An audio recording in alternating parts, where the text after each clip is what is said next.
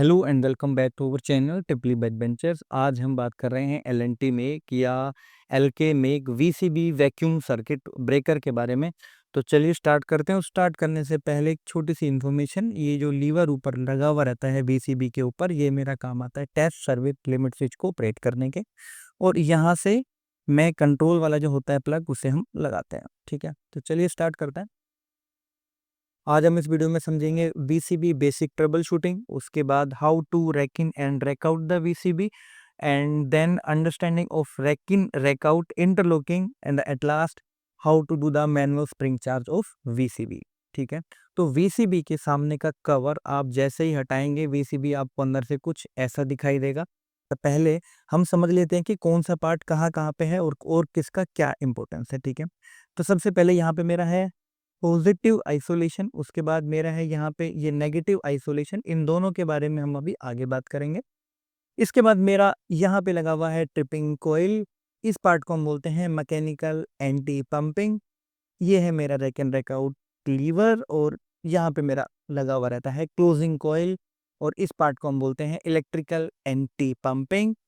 और ये मेरा है मेन स्प्रिंग, और यहाँ पे जो ये स्प्रिंग लगा हुआ है, इसे हम बोलते हैं ट्रिपिंग स्प्रिंग, एंड इसे हम बोलते हैं इलेक्ट्रिकल मोटर, मतलब जो स्प्रिंग चार्ज करने के हमारे काम आता है। ठीक है, एंड देन एट लास्ट इस पार्ट को हम बोलते हैं ट्रिपिंग लीवर। ये वाला लीवर जब भी ऑपरेट होगा, मेरा वीसीबी यहाँ पे ट्रिप हो जाएगा। ठीक है, तो चलिए आगे चलते हैं।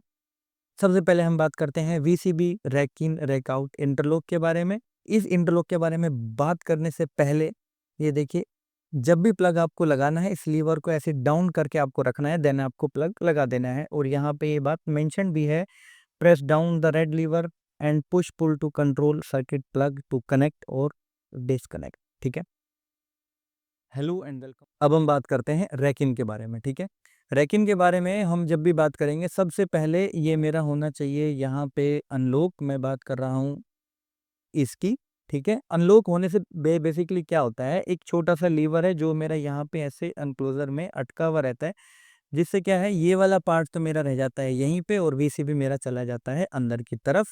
इसका मतलब जब हम इसे करेंगे अनलॉक, तो जब इसका मतलब जब हम वीसीबी को हम करेंगे रैक आउट, तो मुझे इसको यहाँ पे लॉक करना पड़ेगा। ठीक है, तो ये तो मेरा हो गया इंटरलॉक नंबर 1 फॉर रैक इन, ये मेरा हो गया इंटरलॉक नंबर 2, और ये मेरा हो गया इंटरलॉक नंबर 3। मतलब वीसीबी मेरा ऑफ होना चाहिए। अगर मैं इसे ऐसे करके लगा देता हूँ, तो it means VCB is ready to rack out, but मुझे यहाँ पे करना है रैक इन, तो मैं इसको यहाँ से ऐसे खोल देता हूँ। ठीक है, इसके बाद ये जो स्क्रू है, ये क्या करता है, इस मैकेनिज्म को दबा के रखता है। ठीक है, मुझे फिर से ये वाला स्क्रू मैं यहाँ पे लगा के छोड़ देता हूँ। ऐसा क्यों? क्योंकि अभी मेरा डोर लगा हुआ नहीं है। जब भी मेरा डोर लगा हुआ रहेगा, ये वाला जो पार्ट है, ये उस मैकेनिज्म को अंदर की तरफ दबा के रखेगा। इसका मतलब इसका एक इंटरलॉक ये भी हुआ कि जब तक वीसीबी का डोर लगा हुआ नहीं होगा, वीसीबी मेरा रैक इन और रैक आउट नहीं होगा। इन केस इमरजेंसी में करना भी पड़ता है, तो वो जो जुगाड़ आपको बताया है स्क्रू वाला, वैसे आपको करके रखना पड़ेगा, या उसको एक हाथ से आप उसको दबा के रखिए, जैसा भी आपको अच्छा लगेगा। ठीक है, अभी हम करते हैं वीसीबी को रैक इन। जैसे ही हम करेंगे वीसीबी को रैक इन, वीसीबी रैक इन हो जाएगा, और ये पीछे के कॉन्टेक्ट्स हैं जो अभी अंदर की साइड जा रहे हैं। ठीक है, तो ऐसे आपका हो जाएगा वीसीबी रैक इन। और अभी हम बात करते हैं वीसीबी रैक आउट के बारे में। देखिए वीसीबी, अब जब भी हम रैक आउट करेंगे, मैंने यहाँ पे हैंडल डाल के वीसीबी को पूरा रैक आउट करके मैंने यहाँ पे रखा हुआ है, ताकि कम टाइम लगे, है ना। और यहाँ पे आप देखिए, ये जो मैकेनिज्म है, अभी ये मेरा लॉक्ड है। लॉक्ड क्यों है? ताकि क्योंकि मुझे यहाँ पे करना था वीसीबी को रैक आउट। ठीक है, सिंपल। यहाँ पे आने के बाद आपको वीसीबी को हैंडल से पकड़ के सिंपली बाहर निकाल लेना है, तो आपका वीसीबी रैक आउट हो जाएगा। उसके बाद हम बात करते हैं how to close the VCB. और सबसे पहले हमें करना पड़ेगा स्प्रिंग चार्ज। स्प्रिंग चार्जिंग वाला हैंडल कुछ ऐसा दिखेगा, और अंदर से उसका जो मैकेनिज्म है वो ऐसा रहता है, और यहाँ पे करेगा हैंडल रेस्ट, और यहाँ पे हैं ये गियर, जिनकी मदद से हम करेंगे वीसीबी को स्प्रिंग चार्ज। ठीक है, तो सबसे पहले हम कर लेते हैं इसका स्प्रिंग चार्ज। और स्प्रिंग चार्जिंग से पहले मैं दिखा देता हूँ कि वीसीबी अभी मेरा डिस्चार्ज है। ठीक है, तो अभी मेरा हो गया वीसीबी स्प्रिंग चार्ज। अभी हम बात करते हैं how to close the VCB, और साथ के साथ हम समझेंगे मैकेनिकल एंटी पंपिंग। ठीक है, जो मैकेनिकल एंटी पंपिंग जो है वो ओपन एंड क्लोज वाला जो फ्लैग है उसके ऊपर रहता है। जैसे ही वो मेरा ऑपरेट होता है वैसे ही मेरा जो मैकेनिकल एंटी पंपिंग है वो भी मेरा ऑपरेट हो जाता है। देखिए, तो अभी मैं क्या करता हूँ, मैं करता हूँ वीसीबी को अभी ऑन, ऑन बटन मैंने दबाया, ऑन बटन दबाते ही मेरा फ्लैग डाउन हो गया, एज वेल एज जो मैकेनिकल एंटी पंपिंग वाला जो मैकेनिज्म है वो भी मेरा यहाँ पे डाउन हो गया। अभी क्या है, अगर अभी दोबारा से ऑन बटन को मैं दबाता हूँ तो अभी मेरा वो ऑपरेट नहीं होगा। मैंने इसे अप करा, अभी मैंने दबाया तो अभी मेरा ऑन बटन यहाँ पे दब गया। ठीक है, अगर ये मेरा इलेक्ट्रिकली ऑपरेट होता सपोज, तो जो भी कमांड आती तो वो यहाँ से मेरा कोयल ऑपरेट होता, पर देखो अभी मेरा ऑपरेट नहीं हो रहा। फिलहाल क्या करते हैं, हम करते हैं वीसीबी को ऑफ। वीसीबी को मैंने यहाँ पे ऑफ करा।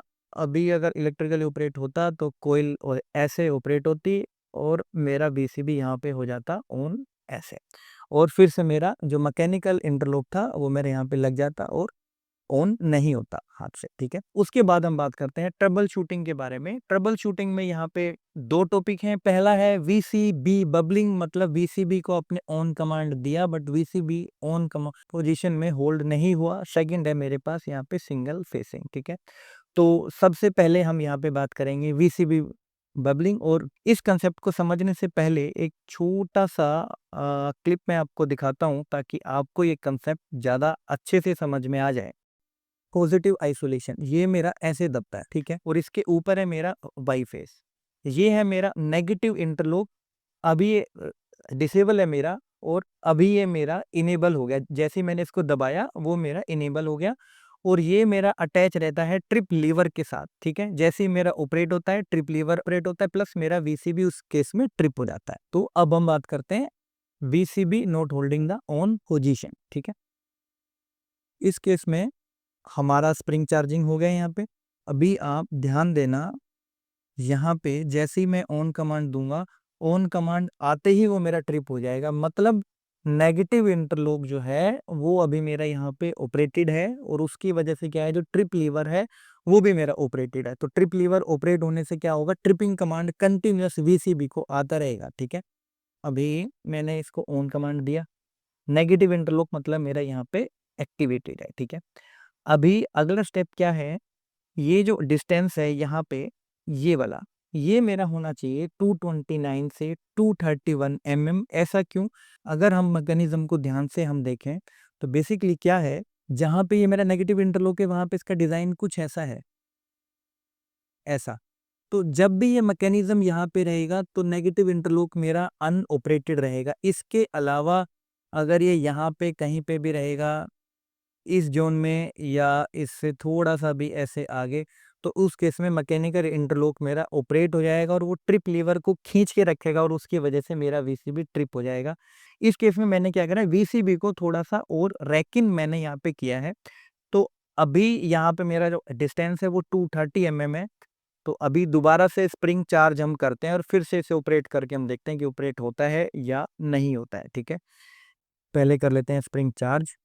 अभी स्प्रिंग चार्ज होने के बाद मैं करता हूँ वीसीबी को ऑन, और ये देखिए वीसीबी मेरा यहाँ पे ऑन हो गया। ठीक है, इसके बाद हम बात करते हैं वीसीबी सिंगल फेसिंग के बारे में। वीसीबी सिंगल फेसिंग के बारे में बात करने से पहले आपको ये पूरा मैकेनिज्म एक्चुअली समझ में आना चाहिए कि मैकेनिज्म ये वाला कैसे ऑपरेट होता है, तो सिंगल फेसिंग का आपको ऑटोमेटिकली समझ आ जाएगा। ठीक है, अभी आप देखिए इस केस में अगर पॉजिटिव आइसोलेशन को अगर मैं दबाता हूँ, ठीक है, तो अभी वो मेरा इजीली प्रेस हो रहा है। देखिए यहाँ पे भी मैं दिखा देता हूँ, ये मेरा अभी इजीली प्रेस हो रहा है, और यहाँ पे भी ये मेरा जो पूरा जो है वो पूरा ऊपर तक आ पा रहा है। ठीक है, देखिए मैं फिर से आपको दिखाता हूँ, देखिए अभी वो मेरा फुल्ली ऑपरेटेड है। मतलब जो पॉजिटिव आइसोलेशन अगर मेरा फुल्ली ऑपरेट नहीं होगा तो मेरा वाई वाला पोल भी फुल्ली ऑपरेट नहीं होगा, और उस केस में क्या है, मेरा वीसीबी सिंगल फेस हो जाएगा। अभी वीसीबी हमारा ये रैक इन में है, तो वीडियो को थोड़ा फास्ट फॉरवर्ड करके मैं दिखाता हूँ आपको एक बार। जब मेरा वीसीबी पूरा जब रैक इन होगा तो वो कुछ ऐसे आता है, एक सेकेंड, ऐसे। अगर सपोज आपकी ये रोड अभी ऐसे है, तो क्या इस केस में पॉजिटिव आइसोलेशन आपका ऑपरेट होगा? नहीं होगा। ये देखिए मैं आपको करके भी दिखाता हूँ। ये देखो, ये यहीं पे अटक गया।